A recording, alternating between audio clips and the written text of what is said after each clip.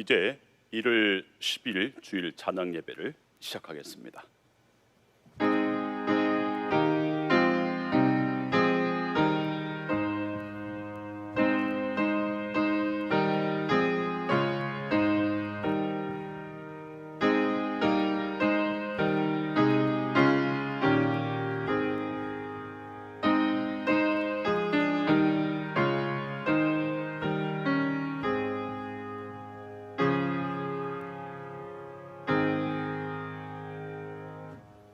사도신경으로 우리의 신앙을 고백합니다. 나는 전능하신 아버지 하나님 천지의 창조주를 믿습니다. 나는 그의 유일하신 아들 우리 주 예수 그리스도를 믿습니다. 그는 성령으로 잉태되어 동정녀 마리아에게서 나시고 본디오 빌라도에게 고난을 받아 십자가에 못 박혀 죽으시고 장사된 지 사흘 만에 죽은 자 가운데서 다시 살아나셨으며 하늘에 오르시어 전능하신 아버지 하나님 우편에 앉아 계시다가 거기로부터 살아있는 자와 죽은 자를 심판하러 오십니다. 나는 성령을 믿으며 거룩한 공교회와 성도의 교제와 죄를 용서받는 것과 몸의 부활과 영생을 믿습니다. 아멘. 우리 이 시간에 찬송가 411장 같이 부르겠습니다. 411장입니다.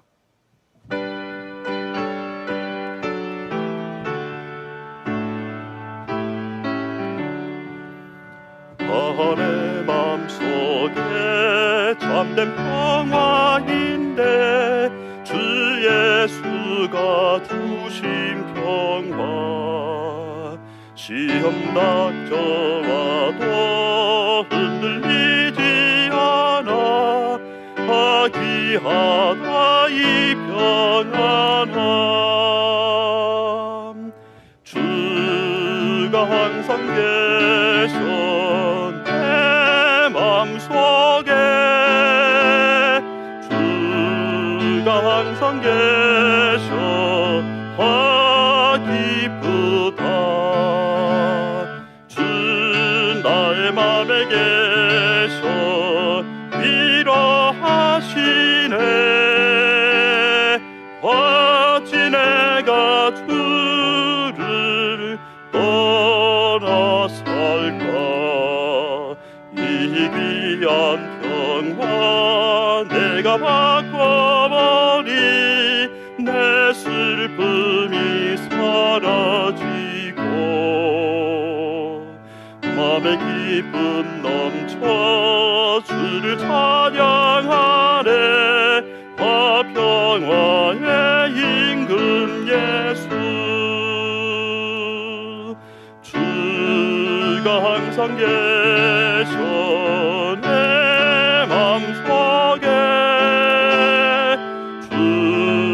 항상 계셔 기쁘다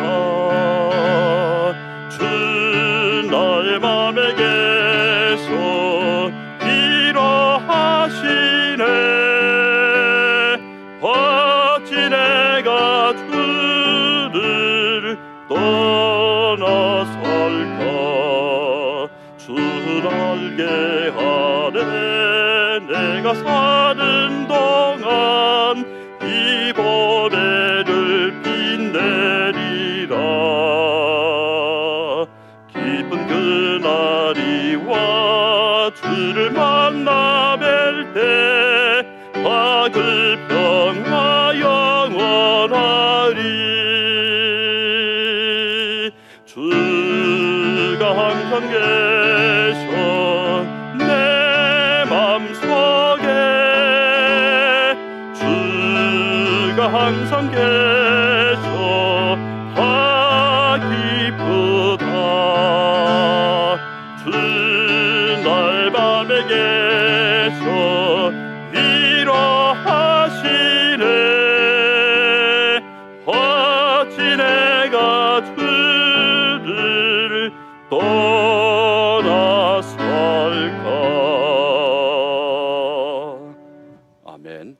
오늘 우리가 읽을 말씀은 이사야서 30장입니다.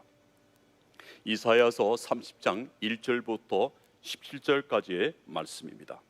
이사야서 30장 1절부터 17절까지의 말씀을 제가 봉독합니다.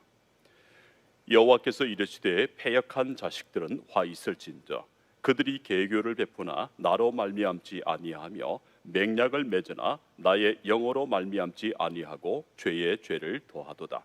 그들이 바로의 세력 안에서 스스로 강하려 하며 애굽의 그늘에 피하려 하여 애굽으로 내려갔으되 나의 입에 묻지 아니하였도다. 그러므로 바로의 세력이 너희의 수치가 되며 애굽의 그늘에 피함이 너희의 수욕이 될 것이라.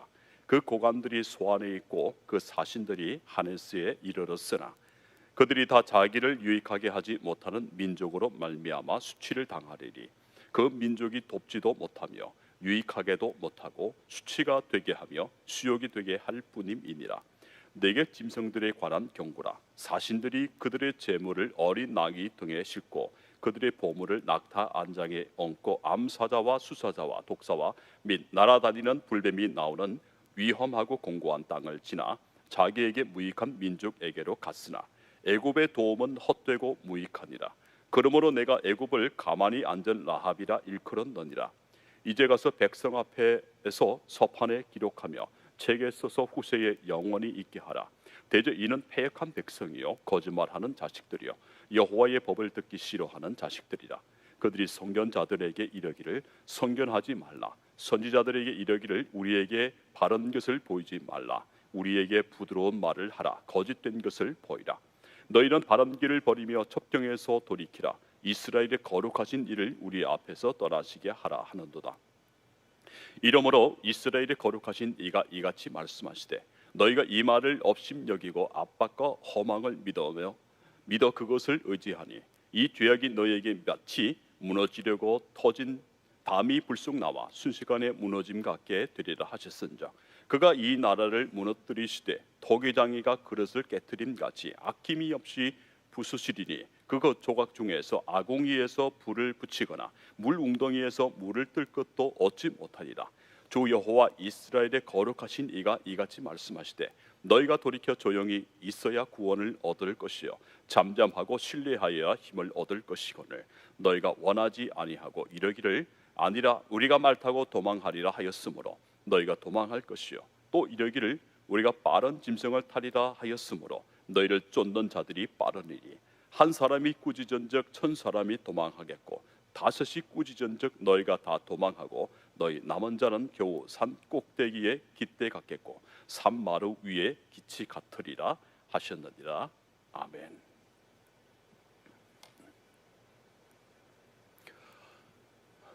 여러분, 인생을 살다 보면 찾아오는 것이 여러 가지가 있는데 그 중에 이 두려움과 걱정이 있습니다.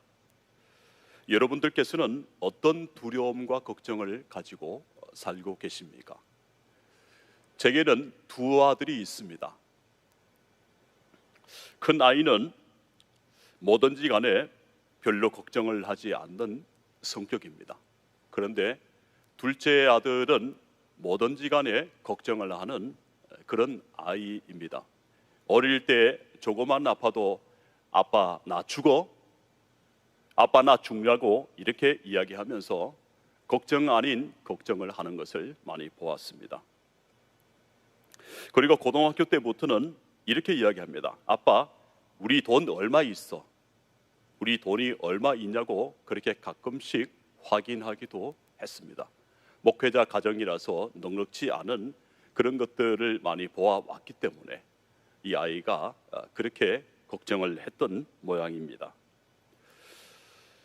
작은 아이는 큰 아이보다는 현실적입니다. 그래서 작년 성탄절에 가정 예배를 밤에 드리면서 작은 아이에게 소망을 이야기해 보라고 물었습니다. 작은 아이의 소망은 우리의 소망과 많이 달랐습니다. 작은 아이의 소망은 건물을 살 수 있도록 그렇게 소망하는 것이었습니다. 저희 가족이 그 소망을 듣고서 많이 웃기도 했지만은 그래도 소망에 또 기도의 제목이 담겨 있기 때문에 그 아이를 위해서 그렇게 기도해 주었던 그런 적이 있었습니다. 서울여대 겸임교수 김창옥 교수님을 아시죠? 유튜브에서 많이 또 텔레비전에서 많이 볼 수 있는 그런 분입니다. 이 김창옥 서울여대 겸임 교수님께서 두려움과 걱정을 이기는 방법에 대해서 이런 이야기를 하는 것을 제가 보았습니다. 두 가지인데요. 첫 번째는 이 두려움은 무엇과 같느냐 하면 가짜 방지턱과 같다고 이야기를 해 주었습니다. 차를 몰고 가다 보면 방지턱이 있지 않습니까? 그 방지턱을 넘으려고 하면 잠시 브레이크를 밟을 수밖에 없습니다. 그런데 가다 보면 진짜 방지턱과 비슷한 가짜 방지턱도 있습니다. 가짜 방지턱을 진짜 방지턱과 구분하기가 어렵습니다. 그래서 가짜 방지턱 앞에서도 브레이크를 밟을 때가 많이 있습니다. 가짜 방지턱을 만들어 놓은 이유가 무엇일까요? 가짜 방지턱을 만들어 놓은 이유는 역시 미리 준비하라고 하는 신호를 주는 것입니다. 그런데 이 지나친 두려움은 뭐가 같느냐 하면 가짜 방지턱과 같다는 것입니다. 근데 이 가짜 방지턱에 놀라면 더 큰 사고가 난다는 거죠. 똑같습니다. 이 두려움과 걱정 역시 가짜 방지턱과 같은데 너무나 그것에 대해서 너무 의식하게 되면 너무 지나친 두려움과 지나친 걱정은 늘 더 큰 사고를 불러온다는 것입니다. 두려움은 우리에게 주의하라고 준비하라고 하는 좋은 현상일 수 있다는 거죠. 그러면 두려움은 언제 사라질까요? 이 두려움을 이기려고 하거나 극복하려고 한다고 해서 이 두려움과 걱정이 사라지는 것은 아니죠. 그러면서 이 두려움은 어두움과 같다고 말해 주었습니다. 두려움은 어두움과 같다는 거죠. 두려움을 퍼내려고 하면 퍼낼 수가 있을까요? 아니라는 거죠. 어두움은 오직 빛으로만 퍼낼 수 있습니다. 어두움이 있는 곳에 빛을 비추면 그 어두움을 퍼낼 수 있다는 거죠. 그러면 그 빛이라는 것이 무엇일까요? 그 빛은 바로 깨달음이라는 겁니다. 빛은 깨달음. 깨달음은 무엇일까요? 아는 것입니다. 가짜 방지턱은 주의할 필요는 있지만은 그 가짜 방지턱은 그림으로 그려진 것이구나. 이것이 바로 깨달음이라는 거죠. 두려움과 걱정에 대해서 우리가 준비하고 또한 주의를 할 필요가 있지만은 하지만 그것은 어두움과 같이 빛이 비치게 되면 깨달음, 그 가짜 방지턱이라는 것을 알게 되면 거기에서 벗어날 수가 있다는 거죠. 그러므로 어두움은 암과 지식과 깨달음이 오면 사라질 수가 있다는 것을 이야기를 하고 있습니다. 첫 번째는 두려움은 가짜 방지턱과 같다. 그것을 구분해야 된다고. 그리고 이 가짜 방지턱과 같은 이 어두움에는 빛이 비치면 사라진다. 그렇게 이야기를 하고 있죠. 두 번째는 두려움은 언제 사라지느냐 하면 그 집 앞을 지나갈 때 사라진다는 거죠. 어느 집에 큰 개가 묶여 있으면 그 개가 짖고 있으면 그 개가 두렵겠죠. 하지만 그 집을 지나가게 되면 그 두려움은 사라지게 되는 것과 같은 이치라고 이야기를 해주었습니다. 그러면서 이 두려움은 엄청 잘 그려진 무서운 동물 그림이라고 생각하면 된다는 거죠. 큰 동물, 무서운 동물 그림, 그 동물 그림 앞을 지나가 버리면 그 두려움과 걱정은 사라지게 된다는 그런 이치입니다. 그 집 앞을 지나갈 때에 그게 그림이었다는 것을 알게 됩니다. 실체가 아니고 실존이 아니었다는 거죠. 그래서 우리는 미리 걱정하거나 미리 두려워할 필요가 없다는 것입니다. 이 두려움은 미리 우리가 돈을 주고 사는 물건과 같이 쌓아두려고 미리 돈을 주고 산 물건과 같다는 거죠. 집에 여러분들께서 화장지가 많이 있잖아요. 집들이 할 때도 화장지를 사가지고 가서 선물을 하고 그 집에는 화장지가 잘 떨어지지 않습니다. 여러분들이나 저희 집에도 화장지가 또 몇 팩 정도 그렇게 있는 것을 봅니다. 이와 같이 미리 사놓는 것과 같은 것이 바로 이 두려움, 걱정이라는 거죠. 두려움을 미리 사면 미래에 대한 두려움과 미래에 대한 걱정을 미리 사면 어떻게 됩니까? 우리가 미래에 할 근심을 지금 사서 마치 두려움과 걱정을 현재 일어나는 일처럼 그렇게 하고 살면 우리 현재 삶의 생명의 이 에너지가 뺏겨 버리고 고갈되는, 없어져 버리게 되는 그런 일들이 일어나게 된다는 거죠. 사람이 그렇게 되면 어떻게 됩니까?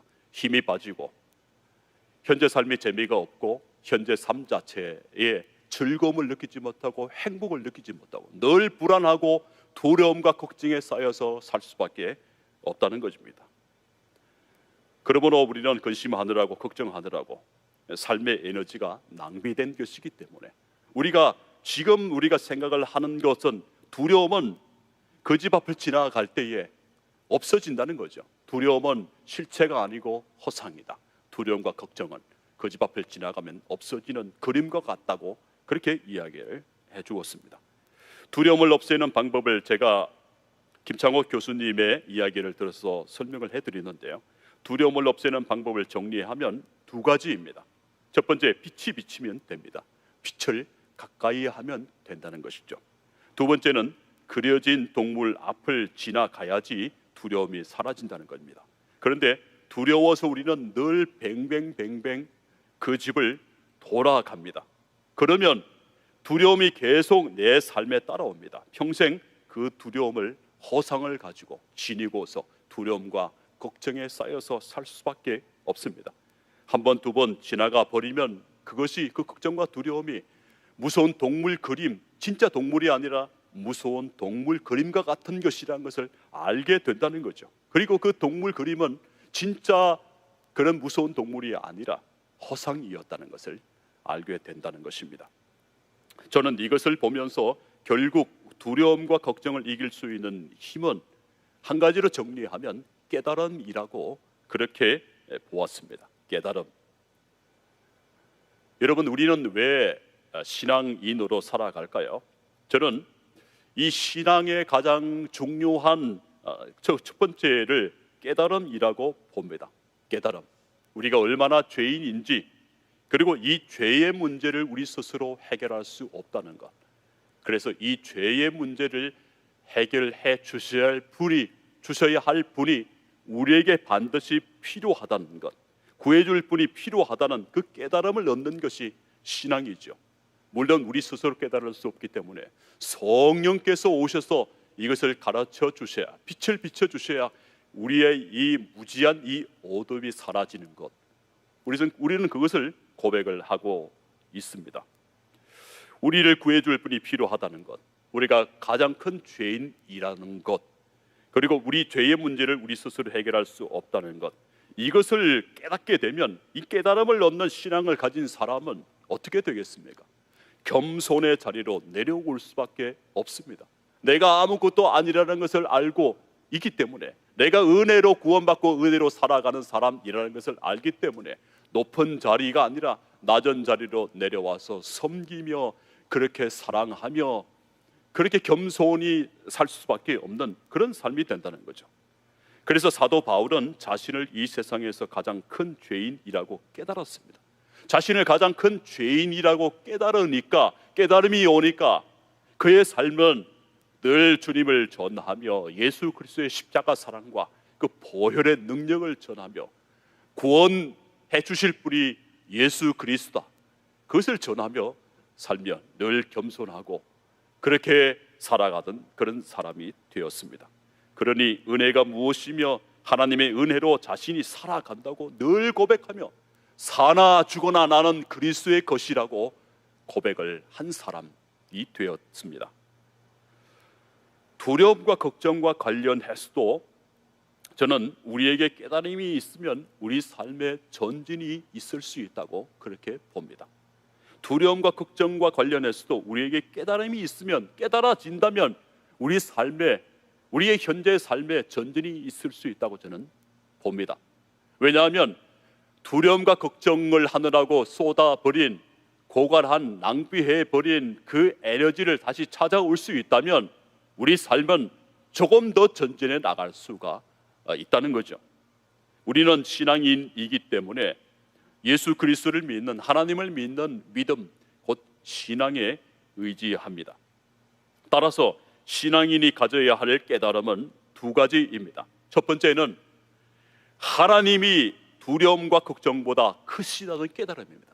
하나님이 현재 내가 가지고 있는 미래의 일들에 대해서 현재 가지고 있는 이 두려움과 걱정보다도 하나님이 크시다는 것을, 하나님이 능력으로 나를 붙드시고 그 두려움과 걱정의 문제를 해결해 주실 것이라는 것을 믿는 깨달음, 그렇게 해 주실 것을 아는 깨달음, 그 깨달음을 가지고 있어야 된다는 거죠. 두 번째는 미래에 대한 두려움과 걱정을 현재 내 삶에 가지고 오면 현재의 에너지를 고갈시킨다는 것. 그래서 가지고 와서는 안 된다는 거죠. 두려움과 걱정은 실체가 아니라는 겁니다. 두려움은 또 걱정은 실체가 아니라 허상입니다. 그러면 진정한 실체는 누구실까요? 그렇습니다. 진정한 실체는 바로 우리 하나님, 우리를 지켜주시는 가장 강한 실체이신 하나님이시라는 것을 우리는 고백합니다. 오늘 본문은 히스기야 통치 당시의 시대적 상황과 매우 밀접한 관계가 있습니다. 당시 아수르는 서진 정책을 폈습니다. 계속 서쪽으로 영토를 확장해 나가려고 힘을 썼습니다. 이 서진 정책으로 아수르가 유다를 위협을 했습니다. 그런데 유다 주변의 약소국들은 어떻게 했냐면 서로 동맹 정책을 맺어서 이 아수르의 서진 정책을 막으려고 대항하려고 했다는 거죠. 히스기야 이전의 유다 왕 아하스는 이 아수르의 공격에 대처할 수 있는 가장 좋은 길은 아수르를 의지하는 친아수르 정책을 펴는 것이라고 믿고 있었습니다. 그런데 그것이 깨져버렸다는 거죠. 깨져버렸습니다. 믿는 바의 그 도끼에 발등을 짚게 되는 그런 일이 일어났습니다. 따라서 이 아하스 다음의 왕인 히스기야는 이 부친 아하스의 친아수르 정책을 뒤집어서 오히려 반아수르 정책을 폈습니다. 그런데 주전 705년에 이 아수르 제국의 왕 사르곤 2세가 죽게 됩니다. 그 이후에 이 사네립 왕이 왕위를 물려받게 되자 유다는 잠시 숨통을 트게 됩니다.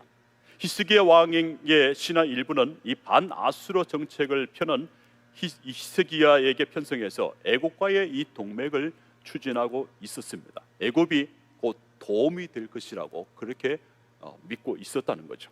6절에 보니까 사신들이 조공 물건을 싣고서 애굽으로 갑니다. 그런데 우리가 알고 있듯이 고대의 유다에서 애굽으로 가기 위해서는 보통 이 두 가지 길이 있습니다. 이 블레셋을 통과하는 그런 편한 길이 있고, 두 번째는 이 광야를 통과하는 길이 있습니다. 그런데 이 아수르는 유다가 이 애굽으로 가는 그런 서쪽 편에 있는 그 길들, 편한 길들, 블레셋 땅을 통과해서 가는 그 편한 길들을 다 막아버렸습니다. 그 해안 도로로 가지 못하도록 했습니다. 따라서 이 유다 사신들은 어떻게 했을까요? 빠르고 편한 해안 도시가 아닌 요단강을 건너서 이 암몬과 이 모압 땅을 지나서 시내 광야를 거쳐서 애굽으로 가는 멀고 험한 길을 선택할 수밖에 없었습니다. 근데 그 땅은 우리가 알듯이 모세가 애굽에서 출애굽해서 가나안 땅으로 들어가는 그런 멀고 험한 길, 광야길이었다는 거죠. 그 땅에는 사자와 뱀들이 나오는 땅이라고 되어 있습니다. 민수기에 보니까 불뱀도 나옵니다. 이 불뱀은 날아다니는 것이죠. 나무와 나무 사이를 건너뛰거나 매우 날쌘 것이 바로 이 불뱀입니다. 이런 불뱀이 있어서 그 길을 통행하는 사람들은 많은 위험을 감수해야 했던 곳, 바로 그곳이 광야의 길들이었습니다. 그런데 여러분, 여기서 이사야 선지자는 이 유다 정치 지도자들이 이 애굽을 의지하는 것을 하나님을 무시하는 범죄라고 지적을 했습니다. 왜일까요? 그것은 애굽을 의지하면 하나님을 의지하지 않게 된다는 것을 이사야는 알고 있었기 때문입니다. 그래서 친애굽이든 친아수르이든 이 정책이 문제가 아닙니다. 아수르를 의지하든 애굽을 의지하든 그런 문제가 아니라 하나님을 의지하느냐 하나님을 의지하지 않느냐, 이 문제를 가지고 이야기를 하고 있는 것이죠. 하나님을 의지하지 않는 가운데서 나오는 것이라면 무엇이든지 우리가 신약 성경에서는 죄라고 합니다. 이사야도 그것을 정확하게 지적을 했습니다. 그래서 오늘 본문 15절에 중요한 말씀이 나옵니다. 주 여호와 이스라엘의 거룩하신 이가 이같이 말씀하시되 너희가 돌이켜 조용히 있어야 구원을 얻을 것이요 잠잠하고 신뢰하여야 힘을 얻을 것이거늘 이라고 그렇게 말하고 있습니다. 제가 다시 읽어드리겠습니다. 15절입니다. 주 여호와 이스라엘의 거룩하신 이가 이같이 말씀하시되 너희가 돌이켜 조용히 있어야 구원을 얻을 것이요 잠잠하고 신뢰하여야 힘을 얻을 것이거늘 이라고 합니다. 하나님을 의지하지 않고 다른 것을 의지하는 것은 무엇과 같느냐 하면 바로 부도난 수표와 같다는 거죠. 여러분, 부도난 수표 아시죠? 유다가 애굽을 의지하는 것은 부도난 수표를 들고 있는 것과 같은 것이란 겁니다. 수표는 수표로 돼 수표로서의 가치를, 화폐로서의 그런 가치를, 돈의 가치를 가지지 않는 것이 수표입니다. 수표에 1억을 적든지 100억을 적든지 간에 부도난 수표는 쓸모가 없는 그런 종이 한 장밖에 되지 않습니다. 여러분, 그러면 우리는 어떻게 해야 하겠습니까?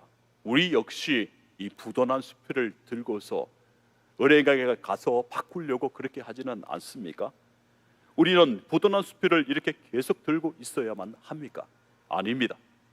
혹시 우리가 삶이 힘들고 어렵고 역경이 닥쳐와서 우리 삶에 실패하더라도, 삶은 실패하더라도 하나님만을 의지하는 편에 서는 것이 우리가 해야 할 일줄로 저는 그렇게 믿습니다.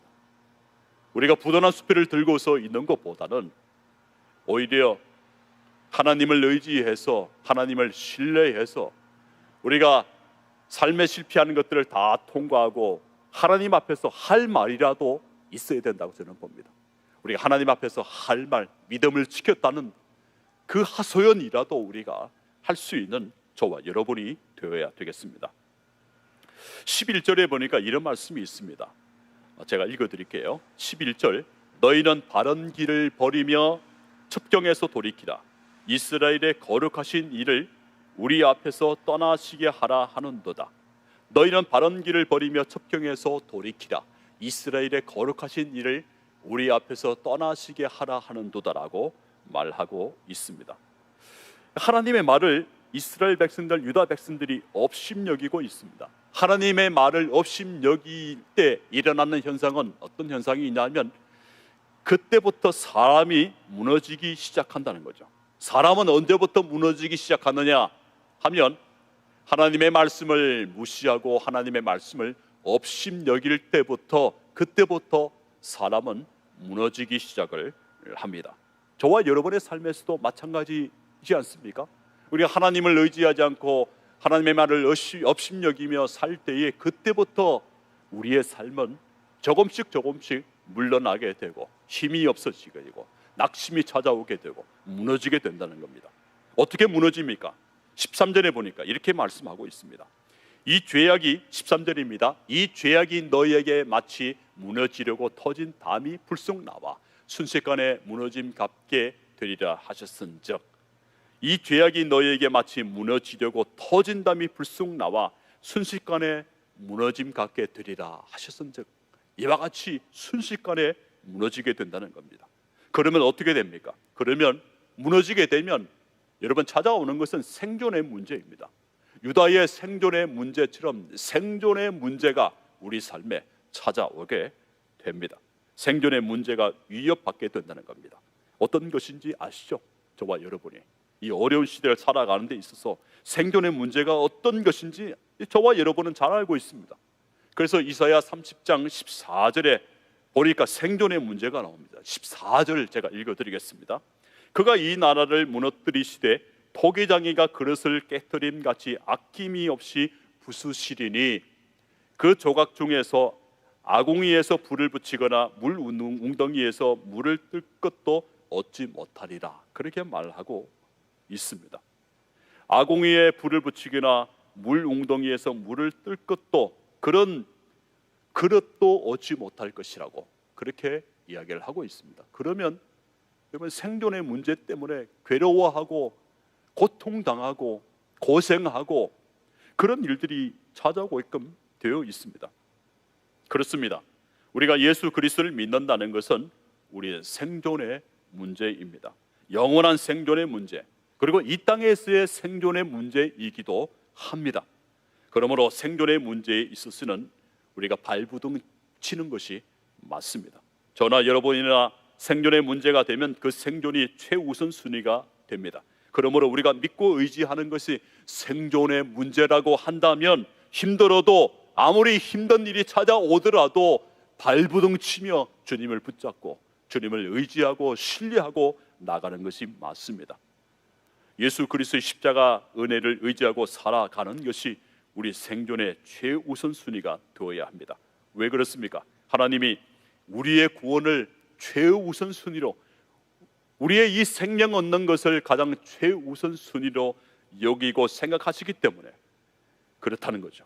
하나님의 최우선 순위이신 아들 예수 그리스도를 우리에게 보내주셨기 때문입니다. 그러므로 우리가 우리의 생존의 문제인 예수 그리스도를 붙잡는 것을 저와 여러분이 최우선 순위로 여기는 저와 여러분 되기를 소원합니다. 제가 15절을 다시 읽어드리겠습니다. 15절입니다. 주 여호와 이스라엘의 거룩하신 이가 이같이 말씀하시되 너희가 돌이켜 조용히 있어야 구원을 얻을 것이요 잠잠하고 신뢰하여야 힘을 얻을 것이거늘 너희가 원하지 아니하고, 이렇게 말씀하고 있습니다. 여기 보니까 조용히 있어야 한다는 말이 나옵니다. 이 조용히 있어야 한다는 말은 원래 있던 자리에서 움직이지 않고 가만히 두는 것을 뜻하는 말입니다. 원래 있던 자리에서 그것을 움직이지 않고 그대로 두는 것을 조용히 있어야 한다는 그런 뜻이죠. 이 말은 바꾸어서 말하면 우리가 주님 안에 있는 것을 계속해서 더 강화시켜 나가야지 주님 밖으로 나가면 안 된다는 겁니다. 주님 밖으로 나가지 말고 원래 있던 자리에 그대로 바위처럼, 큰 산처럼, 거인처럼, 깊이 내린 뿌리처럼 그렇게 원래 자리를 유지해야 한다는 그런 말입니다. 조용히 있어야 한다는 말을 다시 한번 정리하면, 위기를 극복하기 위해 주변 국가를 정신없이 뛰어다녔던 그런 유다처럼 하지 말고 마음을 굳건히 하는 가운데 중심을 하나님께 두면서 하나님을 신뢰하면서 그렇게 갖는 그런 평정심을 가져야 한다는 것을 의미합니다.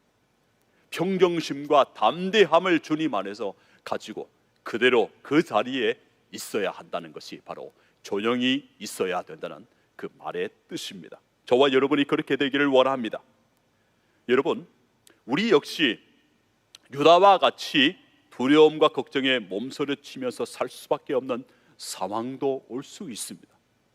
현재 왔을 수도 있습니다. 그때 우리가 해야 할 일은 정신없이 살아가서는 안 된다는 것입니다. 하나님을 신뢰하면 마음에 담대함이 생기고 마음이 평정이 됩니다. 하나님을 신뢰하면 마음에 담대함이 생기고 이 마음에 평정심이 찾아옵니다. 그러면 이길 힘도 생기는 것입니다. 나 자신이 아무것도 할 수 없고 하나님이 하실 수 있다는 것을 바라보아야 합니다. 사면초가에 빠졌던, 출애굽했던 이스라엘 백성들이 사면초가에 빠졌습니다. 그 이스라엘이 했던 방식도 오늘 본문 15절 말씀에 나오는 방식과 똑같습니다. 조용히 있어야 한다는 말, 이 말은 출애굽기 14장 14절에서도 나옵니다. 제가 읽어드리겠습니다.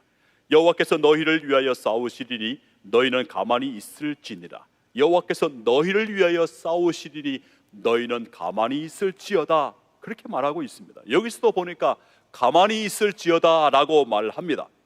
여러분, 우리를 가만히 있지 못하게 하는 것은 두려움과 걱정입니다.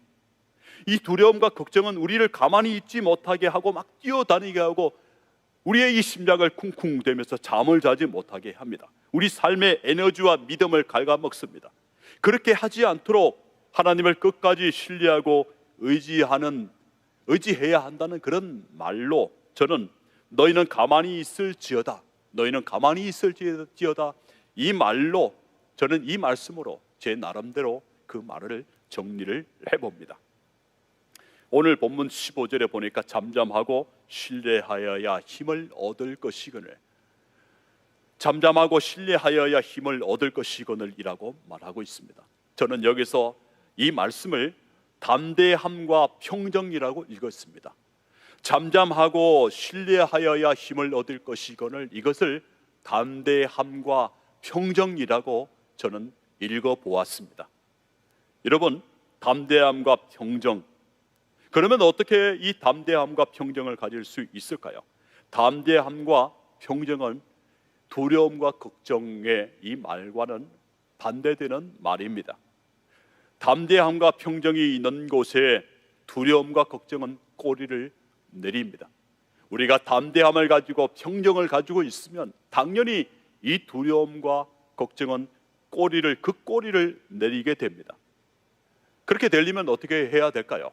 우리가 두려움과 평정을 가지려면 어떻게 해야 되겠습니까? 그러면 역시 기본으로 돌아갈 수밖에 없습니다.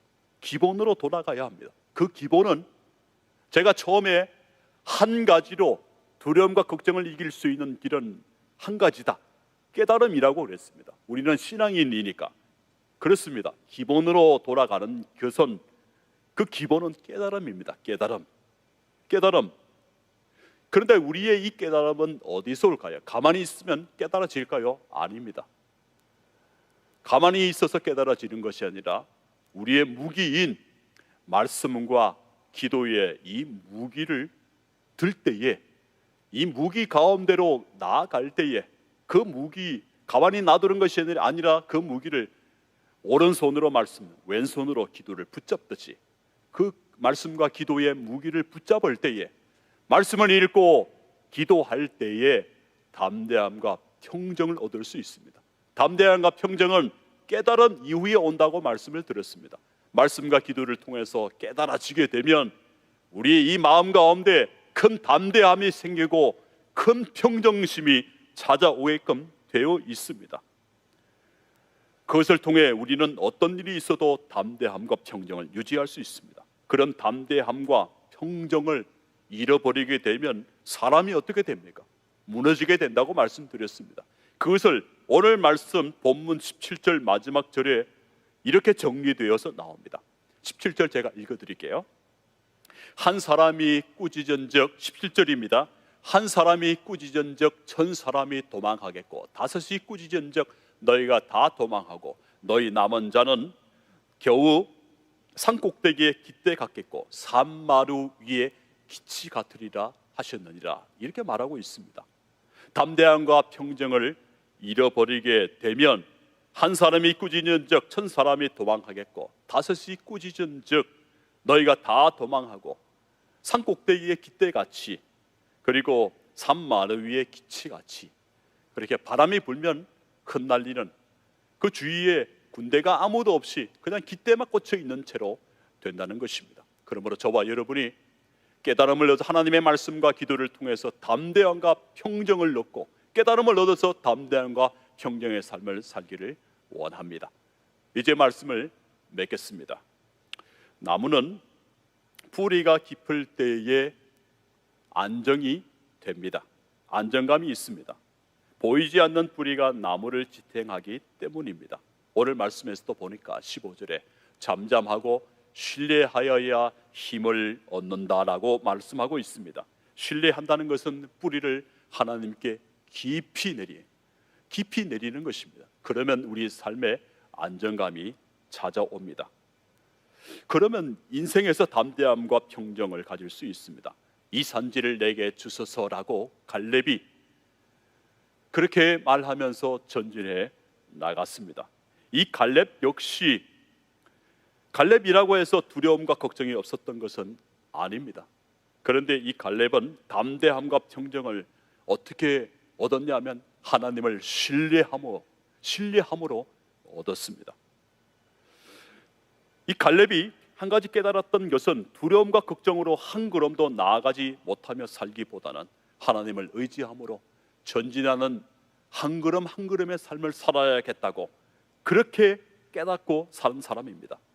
여러분, 깊은 강이 깊을수록 물소리가 나지 않습니다. 저와 여러분도 깊은 강, 높은 산, 그리고 뿌리 깊은 나무, 큰 바위처럼 어떤 풍파에도 견디며 그렇게 나가는 담대함과 평정의 사람이 되기를 소원합니다. 이런 은혜가 저와 여러분에게 있기를 원합니다. 기도하겠습니다. 주신 말씀 감사합니다. 세상에서 부는 바람에 날아가 버리는 한 장의 종이 같은 인생이 되지 않도록 우리를 믿음, 소망, 사랑의 줄로 동요 매소서. 말씀처럼 담대함과 평정의 삶을 살 수 있도록 성령이시여 우리를 도우소서. 예수 그리스도의 이름으로 기도합니다. 아멘. 우리 이 시간에 함께 기도하기를 원합니다. 제5대 담임 목사님 청빙을 위해서, 그리고 우리 교회가 전진해 나가는 그런 교회 될 수 있도록, 코로나가 하루속히 종식될 수 있도록 은혜를 베풀어 주옵소서. 오늘 말씀처럼 우리 삶 가운데서 담대함과 평정을 얻는 그런 삶 될 수 있도록 늘 말씀의 무기와 그리고 기도의 무기를 통해서 깨달음을 얻어서 담대함과 평정의 삶을, 신뢰함을, 하나님을 신뢰하는 삶을 통해서 담대함과 평정의 삶을 살게 하여 주옵소서. 우리 삶 가운데 찾아온 역경을 이길 수 있도록 우리 사업과 가정과 직장을 주께서 복의 복을 더딥혀 주옵소서. 이렇게 통성으로 주여 한 번으로 통성으로 기도하겠습니다. 주여, 주님 그렇습니다. 우리의 삶은 힘들고 어려울 때가 많이 있습니다. 얕은 물은 금방 마를 수밖에 없습니다. 그러나 깊은 샘은 가뭄이 와도 흔들리지 않고 늘 똑같은 맛에 더 시원한 물에 그 맛을 내듯이 저희들이 모두가 이와 같이 큰 강물처럼, 높은 산처럼, 뿌리 깊은 나무처럼, 큰 바위처럼 그렇게 살아갈 수 있도록 인도해 주시기를 원합니다. 그러기 위해서 오늘 말씀처럼 우리가 말씀을 한 손에 붙잡고 기도를 한 손에 붙잡고 그것을 통해서 깨달음을 얻어서 하나님을 신뢰하는 바가 더욱더 커져서 저희들 삶 가운데 담대함과 평정이 자리 잡는 귀한 한 해 될 수 있도록 역사해 주시기를 소원합니다. 주님, 원하옵기는 우리의 가정과 직장과 사업과 자녀들과 우리의 만나는 모든 사람들에게 우리가 담대함과 평정의 사람임을 깨닫게 하는 그런 삶이 될 수 있도록, 그런 입술이 될 수 있도록, 믿음이 없는 말, 그런 말들을 하는 것이 아니라 믿음의 말들을 하면서 다른 사람들의 믿음을 세울 뿐만 아니라 우리 가정과 우리의 직장과 우리의 만나는 모든 이들을 세워나갈 수 있는 믿음의 사람, 소망의 사람, 사랑의 사람이 될 수 있도록 역사하여 주시기를 간절히 빌고 원합니다. 우리 교회가 전진하는 교회 되기를 소원합니다. 전진하는 교회가 되게 하여 주옵소서. 후퇴하는 교회가 아니라 전진하는 교회로 삼아주시기를 간절히 빌고 원합니다. 두려움과 걱정 때문에 떨고 있는 우리의 교우도 한 사람 한 사람을 붙잡아 주셔서 두려움과 걱정을 현재에 가지고 오는 것이 아니라, 그래서 에너지가 고갈된 상태로 살아가는 사람이 아니라 지나가 버리고 그것이 또한 허상임을 깨달아서 우리가 하나님이 모든 두려움과 걱정보다 크시다는 것을 고백하며 나가는 한 사람 한 사람 될 수 있도록 은혜 위에 은혜를 베풀어 주옵소서. 우리의 삶과 산업과 직장과 자녀들과 아내와 남편 모든 이들을 붙잡아 주시기를 간절히 빌고 소원합니다. 제5대 담임 목사님 청빙을 저희들이 앞두고 있습니다. 적정한 우리 교회에 적정한 사람이 올 수 있도록, 적정한 분이 와서 목회를 잘 해나갈 수 있도록, 든든한 반석 위에 세울 수 있는 그런 한 사람 한 분 될 수 있도록 주장해 주시기 원합니다. 코로나로 인해서 어려운 시대입니다. 이 코로나가 속히 물러갈 수 있도록 이 나라 가운데, 이 민족 가운데 고통하는 우리의 모든 사회 구성원들 한 분 한 분 위에, 이 국민 위에 불쌍히 여기심, 긍휼히 여기심이 가득할 수 있도록 주께서 역사하여 주시기를 소원합니다. 추운 겨울입니다. 우리 하나님 한 분 한 분 따뜻한 겨울을 보낼 수 있도록 성령께서 늘 심령이 식어지지 않도록 우리의 이 믿음의 심장, 사랑의 심장, 소망의 심장이 식어지지 않도록 인도하여 주시기를 간절히 빌고 소원합니다. 그리고 또한 수능을 지금 보고서 또 갈 길을 알지 못하는 우리의 자녀들, 수험생들의 앞길을 열어주시기를 간절히 빌고 그 앞길을 주님께 맡기며 나가는 저희들의 이 부모의 이 애타는 마음을 주께서 들어주시기를 소원합니다. 전진하는 우리 나신 전진하는 교회, 전진하는 가정들에게 올 한 해의 삶을 붙잡아 주옵소서. 빛을 비춰주시기를 원하오며 예수 그리스도 이름으로 기도하옵나이다. 아멘. 축도함으로 찬양 예배를 마치겠습니다. 지금은 우리 주 예수 그리스도의 은혜와 하나님 아버지의 그 극진하신 사랑하심과 성령님의 교제 교통 충만케 하심이 담대함과 평정을 하나님의 말씀과 기도를 양손에 붙잡고 깨달음을 얻어서 두려움과 걱정을 물리치며 또한 그 빛의 능력을 힘입어 나가기를 소원하는 한 분 한 분 위에, 가정과 직장과 사업과 자녀들 위에, 그리고 주께서 피 흘려 값주고 사신 우리 장석교회 위에 이제로부터 영원토록 함께 없시기를 간절히 축원하옵나이다. 아멘.